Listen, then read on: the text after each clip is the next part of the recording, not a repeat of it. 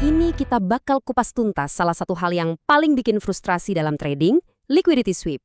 Ini tuh beneran manipulasi atau jangan-jangan cuma mekanika pasar yang selama ini kita salah pahami? Yuk, kita bedah bareng-bareng. Pasti pernah kan ngalamin yang kayak gini, kamu udah pasang stop loss, harganya nyentuh dikit banget, terus langsung terbang ke arah yang kamu prediksi dari awal. Rasanya tuh kayak pasar sengaja banget ngincer posisi kita.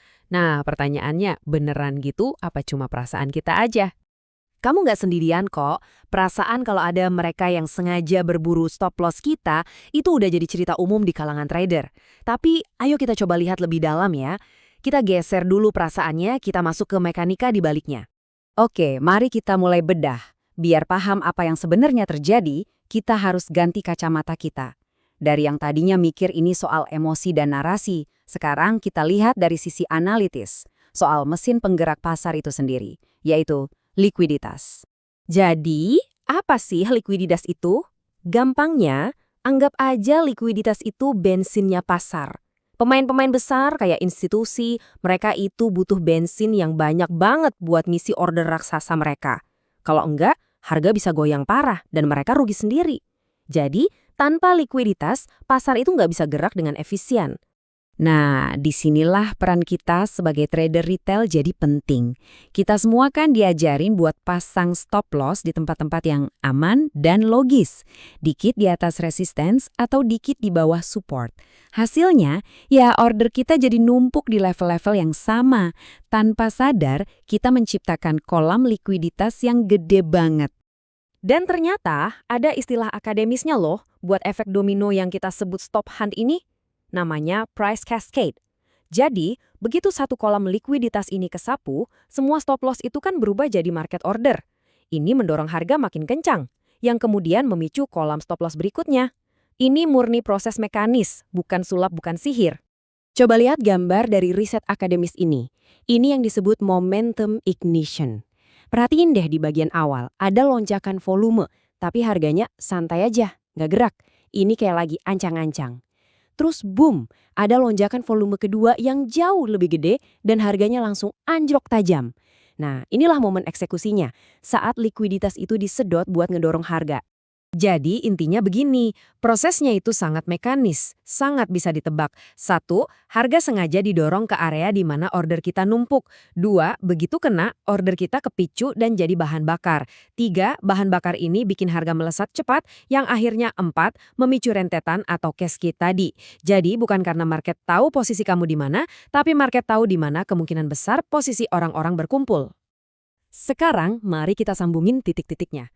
Pasti banyak dari kita yang familiar sama istilah-istilah dari Smart Money Concepts atau SMC kan? Nah, ternyata konsep-konsep keren ini punya dasar yang kuat banget loh di dunia akademis di studi tentang mikrostruktur pasar. Tabel ini tuh kayak kamus penerjemah antara bahasa trader SMC sama bahasa akademisnya. Jadi yang kita sebut liquidity sweep, di dunia riset itu namanya price cascades. Order block itu sebenarnya cuma cara kita melihat adanya order flow imbalance yang signifikan. Fair value gap itu area yang volumenya tipis. Bahkan inducement atau jebakan itu ada konsepnya, namanya spoofing and momentum ignition. Jadi ini semua bukan ilmu gaib, ini mekanika pasar yang bisa diukur. Kutipan ini benar-benar merangkum semuanya. Apa yang kita rasain sebagai manipulasi itu sebenarnya cuma efek samping dari ribuan algoritma trading yang saling sikut berebut sumber daya yang sama, yaitu likuiditas.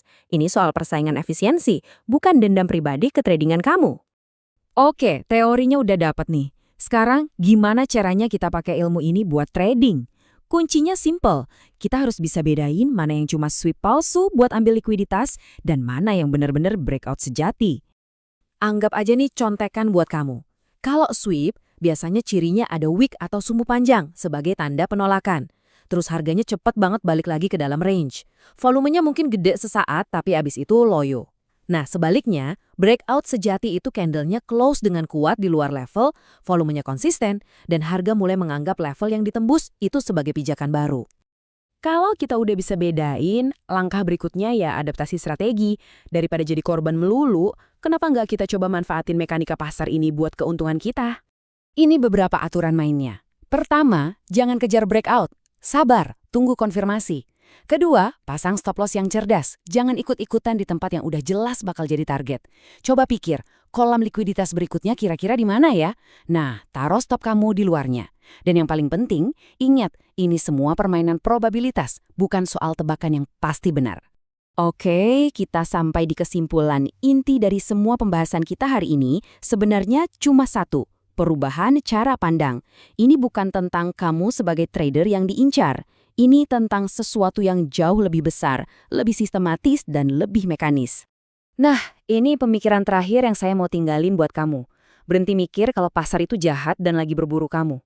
Coba ganti pertanyaannya jadi, di mana likuiditas berada? Karena begitu kamu paham di mana bensin pasar ini ngumpul, kamu bukan lagi jadi korban. Kamu mulai melihat pasar apa adanya. Sebuah mesin raksasa yang cuma mau bergerak seefisien mungkin.